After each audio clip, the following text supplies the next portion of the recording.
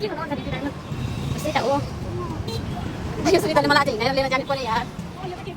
भोलि चाहिँ खुट्टा दुख्यो भने तिम्रो म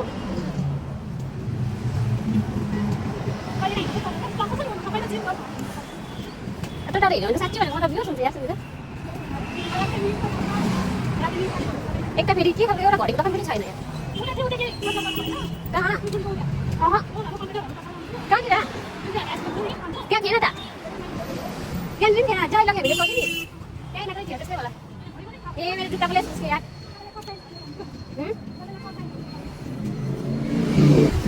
बाटो फेरि घाक्ला छ नि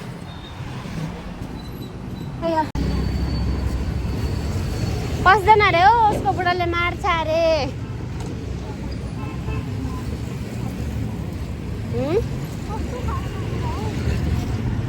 मलाई त के खानु मन लाग्यो सुनिताले खानु पनि दिएन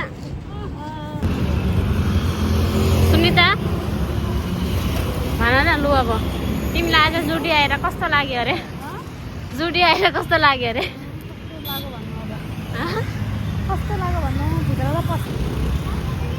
यतैबाट त हो अनि आफ्नो रुम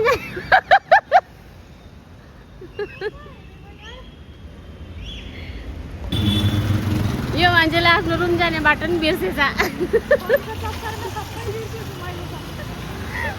म चाहिँ किन उता पार हुँदैछ सोच्दैछ होइन मैले सोचेँ तिमी उता गएको होला मतलब बाटो पार भएको होला अब चाहिँ रुम पुग्यो अब फ्रेस हुने यहाँ छ हाम्रो बहिनीको पारा एउटा काम भनेको ऊ 10 काम बिगार्छ जस्तो त छ मान्छे दुईटा मिक्स गर न त्यो सेतो मिक्स गर सबै छोडेर शेष धेरै हुन्छ त एउटा काम भनेको उसलाई यस्तो छ दुईजनाको लागि मात्र भिजाऊ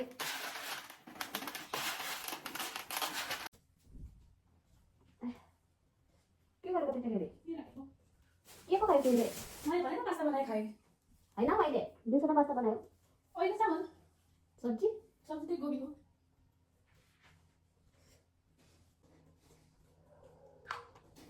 स्किन केयर चाहिँ जरुरी छ है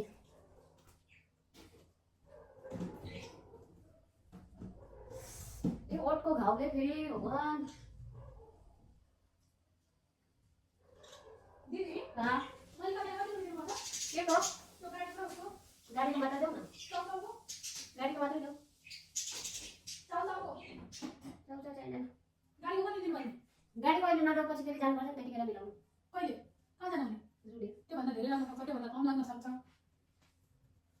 यति नै लाग्छ होला नि होइन है फिक्सै हुँदैन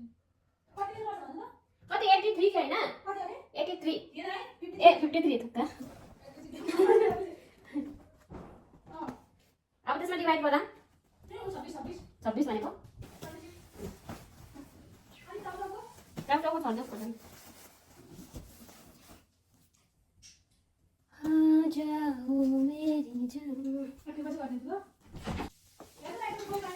के भयो अरे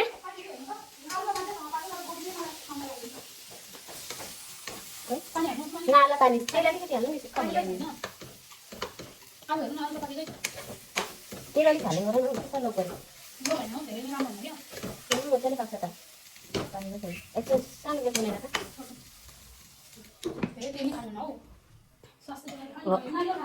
के खानु मेरो दाँत यस्तो भइरहेको छ मलाई साह्रो चिज दिँदैछ खाने यस्तो चाहिँ मान्छे यो मान्छे यस्तो चिज है राम्रो हो प्रसाद हो राम्रो त हो त मलाई थाहा छ म चाहिँ एउटा चिज देखाउँछु ल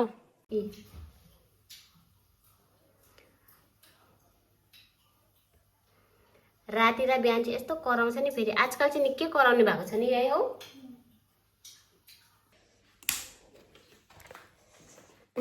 स्किन केयर अरे आज मैले मेकअप गरेको नि त आफै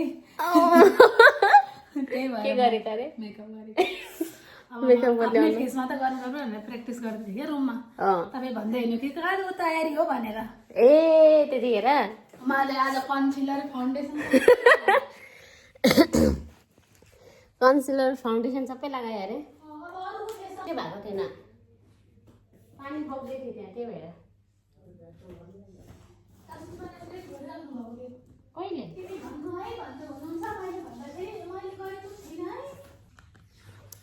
अन्त यो पूजाको सामानहरू त सबै भुइँमा राखिरहेको छ त अनि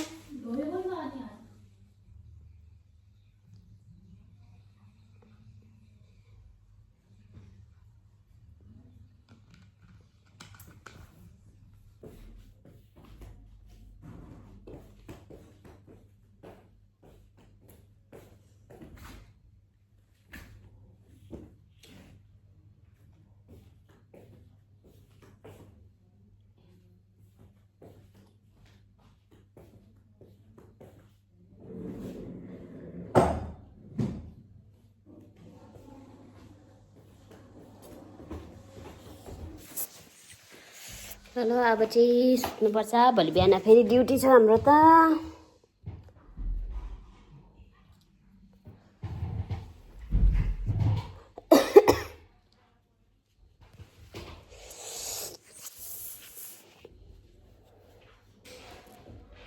अस्ति कसले पो भन्दै थियो त होइन तिम्रो छुट्टीको दिनमा तिमी सलुन आउँदाखेरि भूत जस्तै भएर आएको छ भन्दै विमल दाइले क्या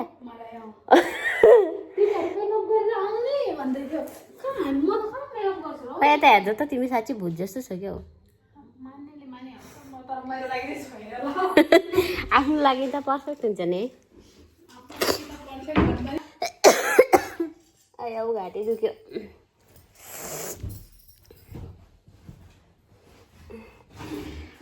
ओके के छ त्यसमा तिमीले त आज बिहान यो बेडसिट निकाल्दै थियौ त धुनुको लागि निकाल्ने अल्छी यस्तो त छ मान्छेहरू छुट्टीको दिन एउटा बेडसिट धुन सक्दैन यिनीहरू यतिको चाहिँ हुन्छ है ओके गाइस ल बाई बाई गुड नाइट अब चाहिँ सुत्नुपर्छ के टाइम भयो कति टाइम भयो सुनिता 11 बजे छ सुत्नुपर्छ हो भोलि बिहान बिर्सेको अब हिजो अस्ति सम्झेर रातभरि हामी लुडो खेलेर बस्थ्यौँ नि त बानी भइसकेको थियो अब चाहिँ बानी छुटाउनु पर्छ ओके गाइस बाई बाई अब चाहिँ हामी पनि सुत्नु लागेको गुड नाइट